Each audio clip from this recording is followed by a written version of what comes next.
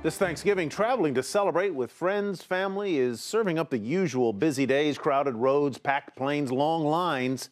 More than 39 million Americans will travel at least 40 miles this weekend, and depending on how you're traveling, there's good news and bad news. Phil LeBeau explains.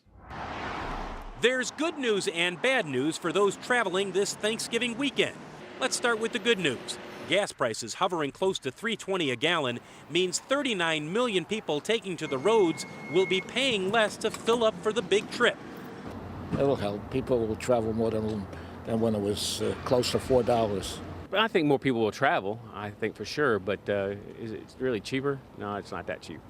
AAA says the average amount expected to be spent on Thanksgiving trips this year will be $465. Experts disagree about whether or not the overall amount spent on trips will be the same or dip a little bit lower.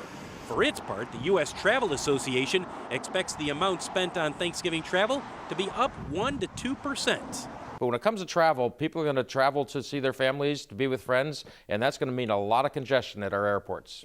The bad news for Thanksgiving travelers is reserved for the 3 million who are flying.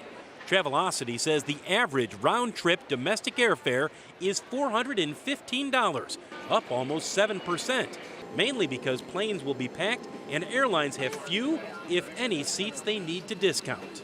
You may see fewer people in the concourses, but the planes are still going to be filled because the airlines have really got the supply and demand thing pretty well figured out. Adding to the hassles this long holiday weekend is a winter storm moving across the country and bringing with it plenty of delays and cancellations, meaning those who actually got where they wanted to be for Thanksgiving on time truly had something to be thankful for.